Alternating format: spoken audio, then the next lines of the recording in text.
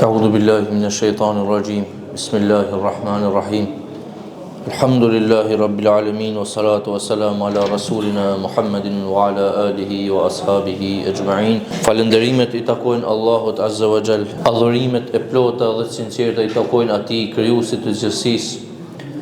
Vetëm prej Allahut kërkojmë ndihmë, vetëm Atij I mbështetemi dhe prej Tij udhëzim kërkojmë. Salavatet, selamet, përshëndetjet e sinqerta të përzemërta I takojnë Hazreti Muhammed Mustafas alayhi salatu wassalam, familjes tij, shokëve të tij dhe gjithë atyre që e pasuan dhe do ta pasojnë rrugën e tij deri në ditën e Kiametit. Të nderuar vëllezër dhe motra, në këtë ditë të Ramazanit, teksa ne elhamdulillahi rabbil alamin po e agjërojmë Ramazanin në qetësi, të rrethuar me mirësi.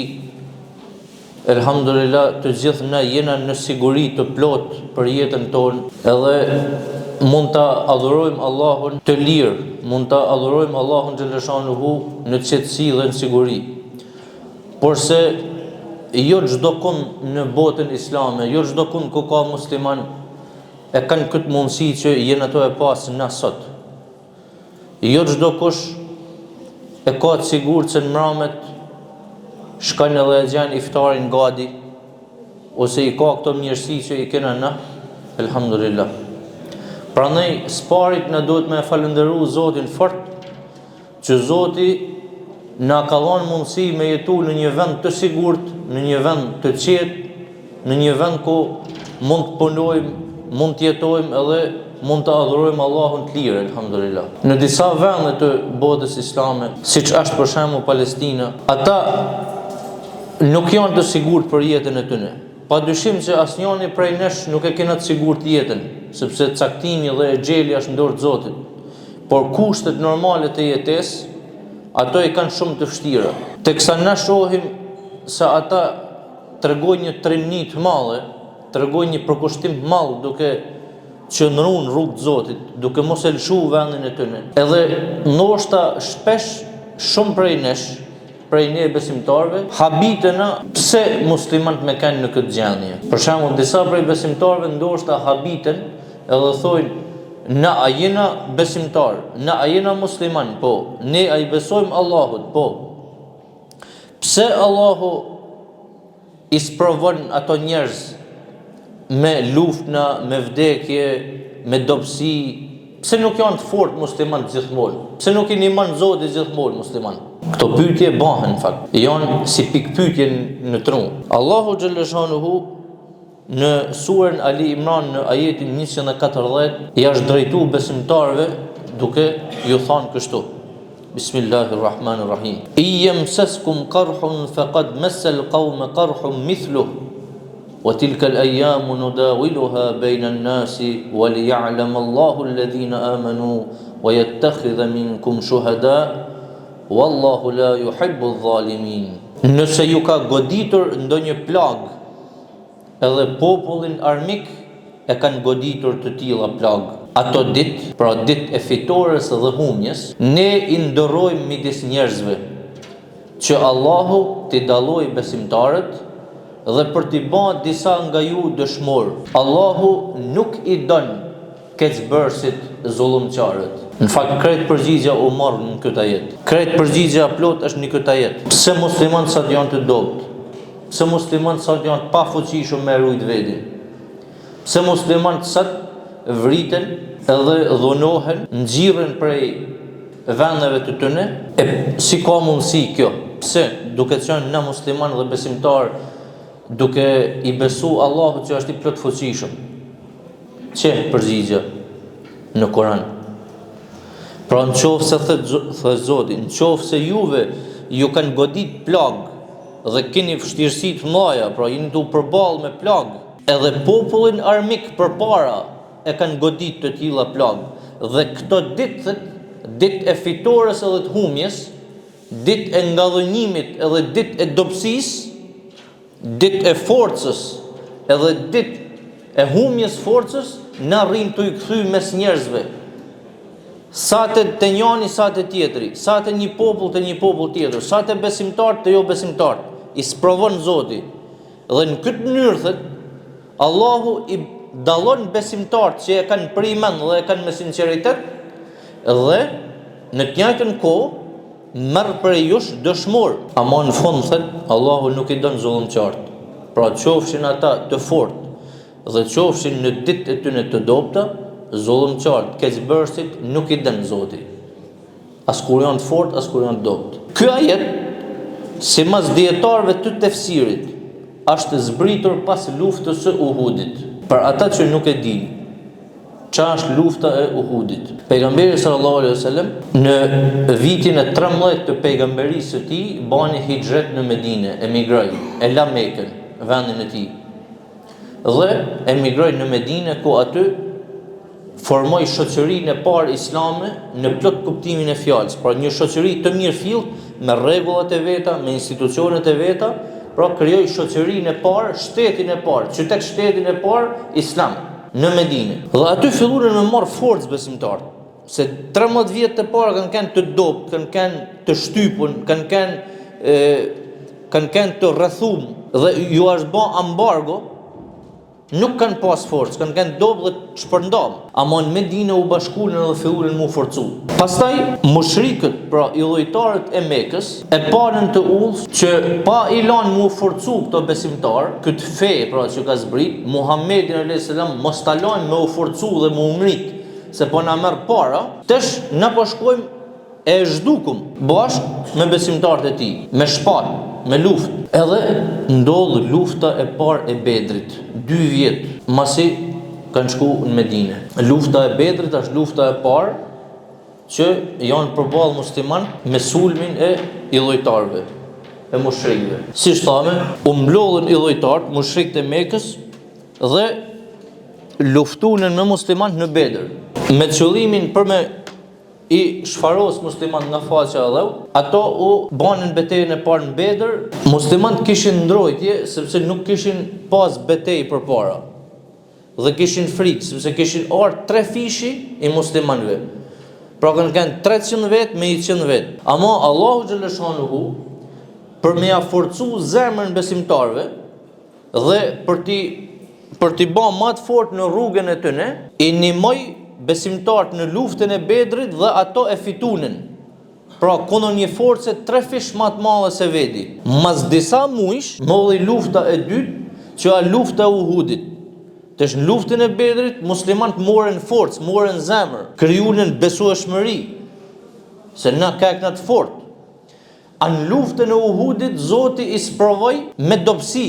Pra teksa ato pothuajse e kishin fituar luftën, në një moment gafletit, në një moment hutimit, banin gabim që nuk dote me e banë gabim, edhe Zoti i sprovoi me humje, me plagë, me dëshmor shumë, me 70 dëshmor prej muslimanëve, ndërta edhe Hazreti Hamzaja, dhe madje pejgamberi alayhis salam është plagos shumë rënd në luftën e Uhudit, derisa kanë dalë edhe fjalë, teksa ishte betejë hala pa përfunduar krejt, dolën edhe fjalë se e kanë vrarë të dërgumin e Allahut, Muhammedin alayhis salam, edhe i kapi paniku besimtarët. Pra ka qenë një moment shumë i vështirë për ta lufta e Uhudit.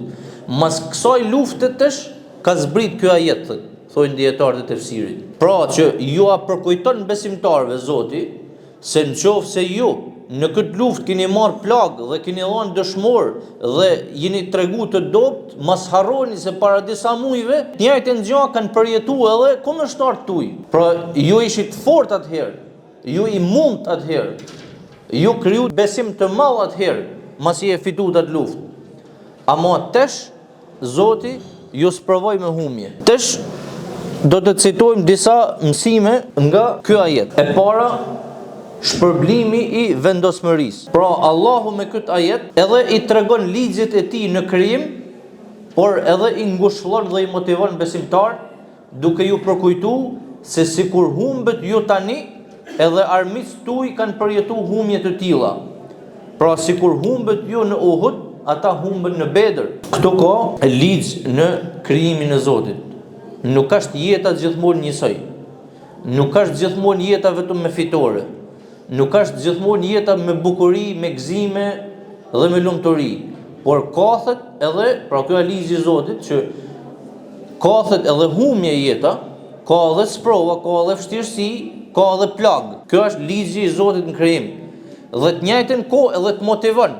Thot ti mos u dorëzo. Nëse ti përjeton një humje, pra ju thet besimtarët, nëse ju hum, mos u dorëzoni, se edhe armiqtë tuaj, edhe pse humën mbetur, nuk u dorëzunin, por u organizuan më tepër me një forcë më të madhe edhe erdhën prap karshi jush. Pra to ka edhe tregim të ligjit të Zotit, edhe motivim për besimtarët.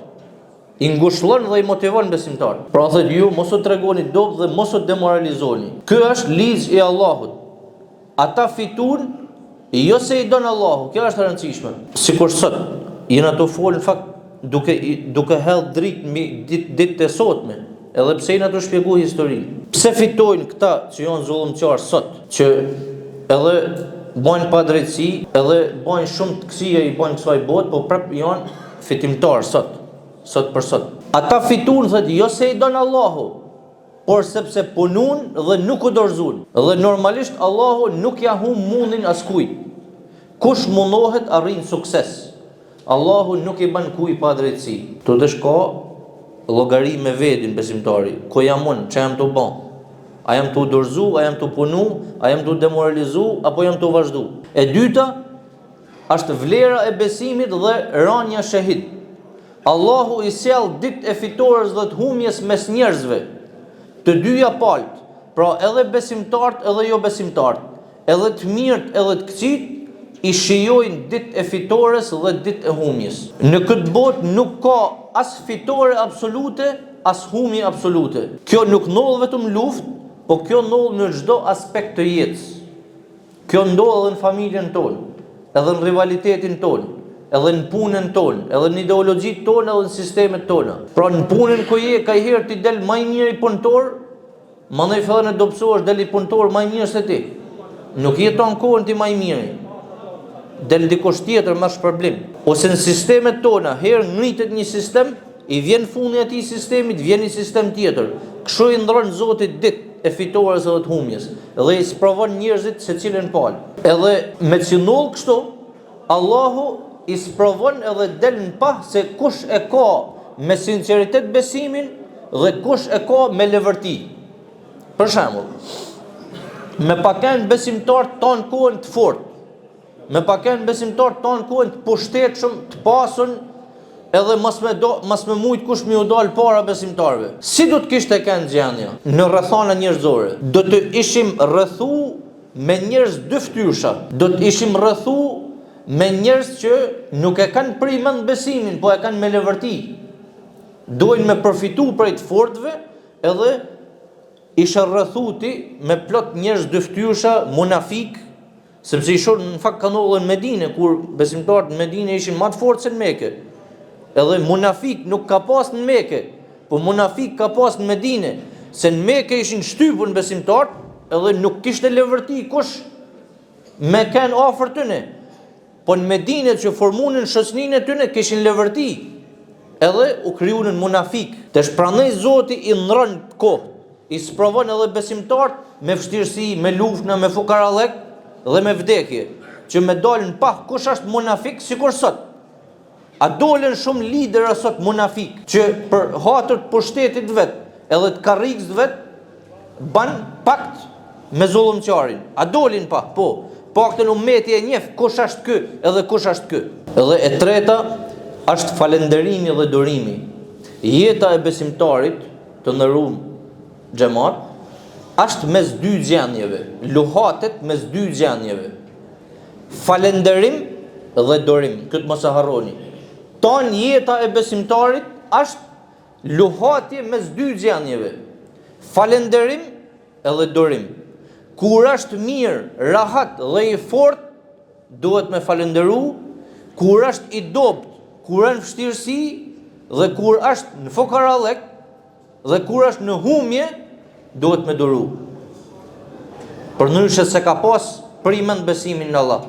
Këto mësime vlejnë edhe për jetën tonë individuale. Pra deri tash folme për shoqëritë në përgjithësi dhe për ummetin islam në veçanti, se pse ummeti sot ashtu përballë me vështirësi, me luftë, me fukarallëk, me dobësi, sepse Zoti i sprovon herë njërin herë tjetrin, Ama kjo vlen edhe për jetën tonë individuale.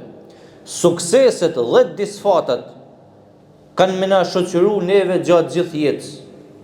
Prandaj, kur të fitojmë, mos të mendojmë se u rahatume, dhe kur të humim, mos të mendojmë se marume. A përsërisim edhe këtë princip? Kur të fitojmë, mos të mendojmë se u rahatume, kryvit është fitume. Me falëndëru Zotin fort dhe me kanë modest, si pejgamberi alayhis salam, që kur ka hinë Mekë, që i Allah Zoti sukses të plot, që tonë gadishë dhe arbik janë nënshtru më në jati, s'ka mujt kush me i dalë para, ai si fitimtar i madh, si komandant, se komandantat normal dhe fitimtarët e mëdhej dalin me krenari,